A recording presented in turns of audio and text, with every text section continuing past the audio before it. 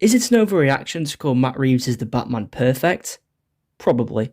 But as a die-hard Batman fan, this movie offers absolutely everything I've ever wanted from a Batman film, with Bruce Wayne being a detective first and a superhero second during his first couple of years as Batman, which I personally love, and that whole aspect of Batman is something that most adaptations usually miss out on. We saw a bit of his detective work in the Dark Knight trilogy, but not nearly as much as I'd have liked. But thankfully it is very prominent here, and I can't express how much I love that. The Batman is a masterclass in filmmaking, top tier in all aspects, from the cinematography to the effects and the respect and passion for the source material. Everything a superhero movie, or just a movie in general, should strive for to be. It bangs in so many ways, and like I said, it's everything I could have asked for, but enough setting this up, let's jump into why Matt Reeves as the Batman is so awesome.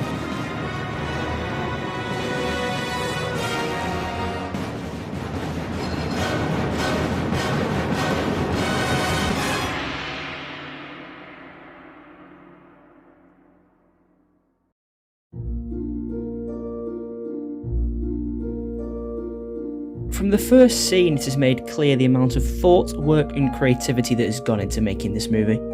This film will scare you, indulge you in its mystery, excite you with its action and amaze you with its commitment to telling a truly dark and gritty tale with a huge set of balls. The opening to this movie is one of the best I've seen in a while. The way that every criminal is scared of the bat signal, looking into the darkness expecting to see the dreaded Batman there, was just so badass. Simply put, Matt Reeves has done an amazing job in directing each scene. He is a point-of-view driven director, so in many scenes where he puts you in the character's shoes and shows the world from his point of view and how the world perceives you, or him in this case. The scene I'm more referring to is the one where Batman enters the crime scene. You're put in his POV and can see how much each and every police officer doesn't trust him and sees him as a vigilante acting above the law and really just doesn't want him there. The scene where he stares down the officer intimidated the shit out of me and made me glad that I wasn't the officer, but this scene just shows how good Pattinson is as Batman. He is such a good actor that he doesn't even need to say a word. His eyes and body movement tells you everything that you need to know, which is why I hope Reeves never gives this Batman white eyes like many people have been suggesting, because it would just take away so much from Robert's performance. Speaking of, he gives an outstanding performance as both Bruce Wayne and Batman. His Bruce is a far cry from the billionaire playboy we're used to, and I think that's fantastic. We see a much darker Bruce, and I honestly like how miserable he seems, because in reality, there's no way anyone could pull off that lifestyle without serious drawbacks. Nocturnal, extremely small amounts of sleep, getting physically battered constantly, deal with the most miserable scum of the earth people every day. There's no way someone could do all this and then go out and be some overly charismatic playboy at a party. I like to think that Robert's Bruce Wayne is teetering on the edge of insanity, which is what he struggles with during the duration of the film. You can see the distrust and distance in every scene. Pattinson's ability to pull off a 1,000-yard stare is so haunting. He even says that Wayne cannot discern between the nights he operates and has to record and remind himself of what happened. Which I love, showing a Batman that is beginning to break. To me, Pattinson's Batman feels the most human and most grounded. One of the reasons Batman makes such awesome movies is because he is the most malleable of superheroes. He's a hero, a detective, a kickboxer, he has a cool car, cooler gadgets and weapons and billions of dollars to play with. What are your superpowers again? I'm rich. With each Batman movie, different directors have glommed onto whatever aspects they like most. Tim Burton liked the silliness and gothic oddity of the law. It could go from scary to funny and back again sometimes within the same scenes. And Michael Keaton had the dexterity necessary to live in that realm. With Zack Snyder, Ben Affleck's Batman became aggro and muscular and melodramatically serious and intense. Joel Schumacher clearly loved Adam West's Batman, which is all that needs to be said about his movies, but the most obvious through line to Matt Reeves' vision is between Christopher Nolan's Dark Knight trilogy, which has become the template for later Batman movie visions. With Nolan, Batman became real. The character studied and trained for years to be able to fight and use theatrics and deception. His wealth and connection to the military-industrial complex allowed him the tools and toys that come with being Batman. But most importantly with Nolan, the question of Batman's psychology moved from subtext into main text. In Nolan's movies, Batman was constantly one ordeal away from not being able to soldier on or even survive. Gotham was physically and mentally beating him down, but despite this, he gave everything and kept on going. So he remained my favourite Batman. Until Sunday the 6th of March 2022, that is. That idea of gritty realism and Batman's psychology and what it would take to drive a man to commit to this warped life of righteous vigilante justice is the main appeal of Matt Reeves' The Batman. The Riddler is reimagined as a sociopathic serial killer in the vein of Seven's John Doe character who murders different members of Gotham's political elite and influential and leaves clues, and riddles of course, for Batman and the police to sift through that bring all of Gotham's corruption past and present out into the light. Battling wits with such an unstable and damaged murderer forces Batman into working through his own issues, which is just as tenuous as of a fight. In this version, Bruce Wayne is no longer the suave, naive billionaire gallivanting through parties with Gotham's political and social ruling class. He's a recluse and a loner. He avoids the public eye, he's disinterested in his family's wealth and corporations, and the Wayne Manor is a literal ghost house, a sparsely decorated, disorganised aging castle.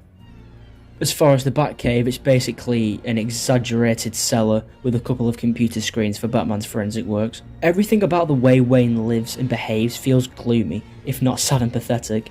It's quite the choice, and in the movie's opening moments when Bruce rides around in his motorcycle as the needle drop of Nirvana's Something in the Way kicks in, there's a feeling of going all in on this emo Batman idea.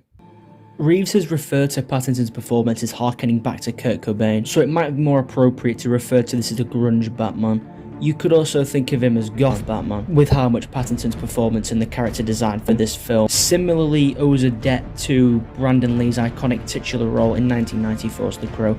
The real point though is that this is a Batman with a lot of feelings and torment. Pattinson even acknowledged as much in an interview with saying he's got this enormous trauma inside him and he's built this intricate psychological mechanism to handle it.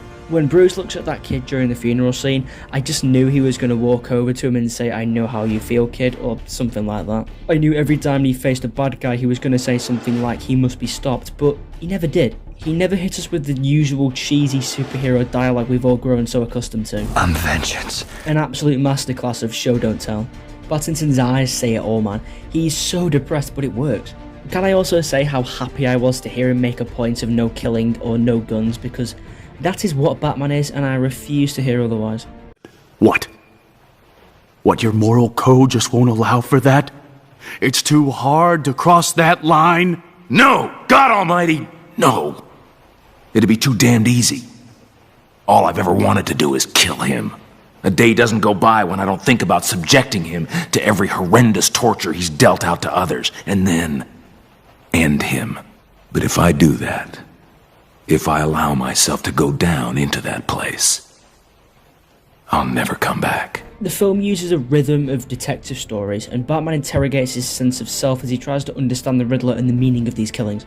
There are literal ways in which the Riddler has tied him and his family wealth's history into his plans, but there is also the shared intensity and the mirrored behaviour between the two masked Avengers that forces Batman into questioning the purity of his own intent. Again, Pattinson translates so much of what is happening in Bruce Wayne's head through just his eyes.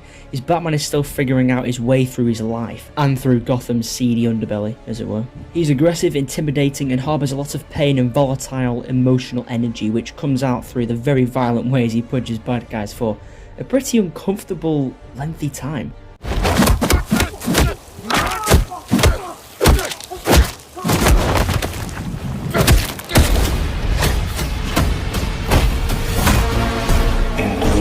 He's not an expert in any capacity. His suit seems professionally made and certainly must be bulletproof considering the number of point-blank shots it takes, but it's far from military-grade technology. Hence why I believe the suit to be the best Batman suit we've ever got in live action. Or maybe ever. I think the people who are saying Robert Pattinson's Batman wasn't a good Bruce Wayne, or that they wanted to see more of him, are missing the point of the character development, which is one of the strong points of this movie. In this version of events, Pattinson is a young Bruce Wayne whose bitterness towards his parents' death in the state of Gotham has led him to become reclusive and antisocial. His motivation to be Batman by this point is purely self-serving. Everyone is scared shitless of the Batman, including innocents. Meanwhile, while he's ignoring his parents' financial and political empire, the mob and corrupt officials have swooped in to fill the power vacuum. He learns this fact the hard way throughout the whole plot. By the end of the movie, he learns that he must become more than vengeance if he wants to fix Gotham. He has to become the hero. The whole ending scenes of him leading people to safety rather than just beating the shit out of bad guys is symbolic of his transition. I think the scene where he's talking to the Riddler in prison really helped me understand why Batman and Bruce Wayne were the same level of emo, and also hearing the director say it on purpose for the story. Riddler explains that that's the real him, the mask allows him to be his true self. Batman is Bruce's real personality. Him being scared shitless almost being exposed in that scene makes him understand that he needs to wear a mask so it's not as obvious, especially after Catwoman basically said that he's obviously a rich guy. His Bruce Wayne mask gets developed after this movie. As the Riddler case forces him to confront some dark secrets about his own family history, Bruce is forced to examine his trauma over his parents' death as well as the Wayne's family unearths past corruption. It's one of the better subversions in the Batman, muddying the legacy of the Wayne family and corporations and making them much more than complicated than simply do-gooder billionaires killed by an unsparing city. A way to comment on the unholy bond between politics and the wealthiest elites in America. This is where Pattinson shines again, effectively communicating the real hurt and disappointment about what he learns about his parents, along with the general disgust he has for the corrosive nature of Gotham's politics and how it dirties everything it touches. To conclude this little segment on Pattinson's Bruce Wayne, I just want to clarify that yes, to me Robert Pattinson is the best Batman, and if I'm saying that after the first installment, I can only imagine how much I'll be frothing at the mouth after watching the sequel. The character of Bruce Wayne is not the only good thing about this movie, as though, especially since we have scenes like the chase scene, which is just masterful. I loved how they mostly did low angle shots, POV, rear window shots and close-up of the actors. It made you feel like you were on that highway in heavy rain, not really having clear vision. I got you!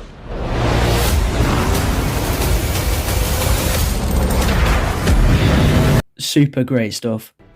Just before we mention anything else, I would just like to say one big thank you to Greg Fraser, because I'm not even kidding when I say this movie has some of the best cinematography I have ever seen. There is so much care put into almost every single shot, and just look at the state of some of these. This movie is gorgeous. That upside down shot of Batman walking up to the Penguin's car was insane.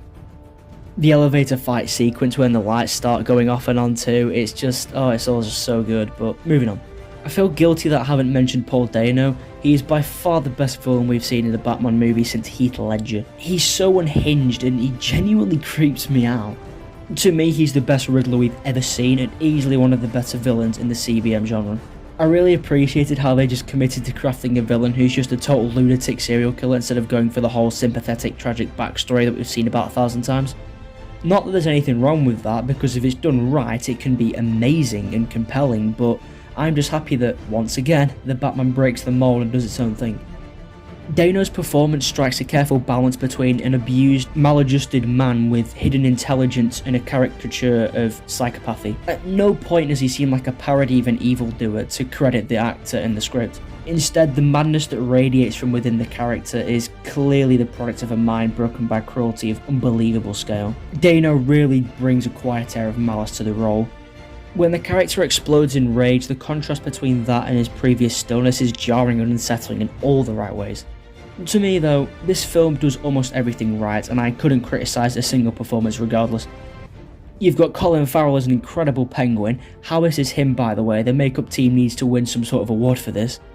Andy Serkis is a great Alfred despite the somewhat limited screen time that he had, and I can't wait to see more of him. Zoe Kravitz is an outstanding Catwoman, and I'm also ready to start calling her the best Catwoman that we've seen. Barry Keoghan as the unseen Arkham inmate.